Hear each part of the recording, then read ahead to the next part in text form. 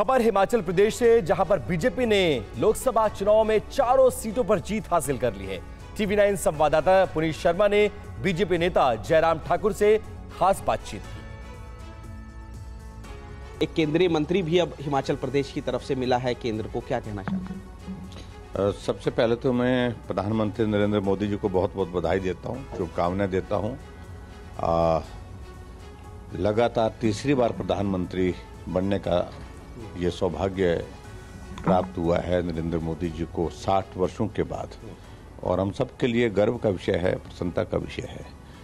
और जहां मैं देख रहा था कि मंत्रिमंडल का अगर गठन हुआ है संतुलित, और मैं कह सकता हूं कि गठबंधन की जो एक हमारी पिछले लंबे समय से जो एनडीए की एक अंडरस्टैंडिंग के साथ काम करने की एक पद्धति चल रही है, उस पद्धति को और मजबूत करने की दिशा में कदम उठे हैं। शुभकामनाएं देते हुए यही कहूंगा कि मजबूत फैसले, बड़े फैसले लेने का वक्त जिस प्रकार से प्रधानमंत्री जी ने कहा है, तो उस दिशा में पूरा देश उत्सुकता से जो है इंतजार कर रहा है।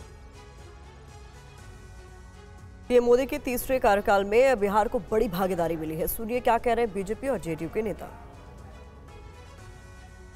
बिहार को अच्छी भागीदारी हुई है।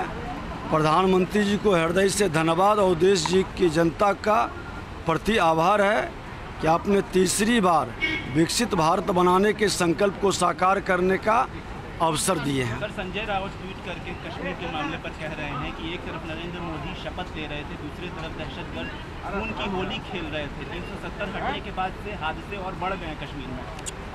आतंकवाद, उग्रवाद, अपराध और भ्रष्टाचारी बेचैन है और इनकी सफाया तय है। उनका ये प्रयोग सफल रहा, ये दिखाता है कि उन्होंने विकास जो कराया है बिहार में, उसका असर पूरे जनता पर होने लगा है। यही कहना है मुझे। विपक्ष के लोग कह रहे हैं सर कि इस बार नीतीश कुमार किंग मेकर की भूमिका में है, तो बिहार में विशेष राज्य का दर्जा मिलना चाहिए और जो चीनी मिल वगैरह बंद है उसको खुलवा देना। हाँ, निश्चित रूप से ये तो डिमांड है, जनता दल यूनाइटेड का डिमांड है।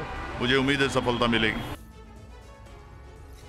और वहीं कांग्रेस की बात की जाए तो कांग्रेस ने मोदी सरकार पर हमला बोला। अजय राय ने कहा कि ये बैसाखी वाली सरकार है।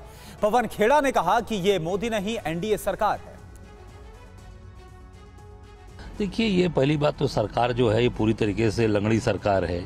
ये लंगड़ी सरकार गठबंधन बनाकर आज बड़ी बड़ी बात बोल रहे हैं। मुझे लगता है कि ये सरकार जो भी बनाया इन्होंने जोड़ तोड़ करके बनाया है। पहली बात तो ये मोदी थर्ड नहीं है, ये एनडीए 3 है।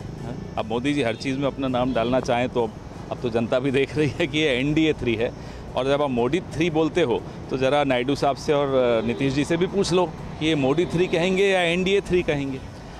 नंबर 2, शायद इसका संदेश मोदी जी को समझ में आ जाए कि जो राहुल गांधी को या गांधी परिवार को या नेहरू जी को या कांग्रेस पार्टी को गाली देते थे, उनको जनता ने बाहर का रास्ता दिखाया और अब मजबूरी में नरेंद्र मोदी को भी उन्हें बाहर का रास्ता दिखाना पड़ गया। आने वाले कुछ महीने या जितने भी महीने मोदी जी प्रधानमंत्री रहेंगे, कम से कम अपना जो राजनीतिक एक सभ्यता संस्कृति होनी चाहिए उसका निर्वहन करेंगे, ये मैं उम्मीद करता हूँ।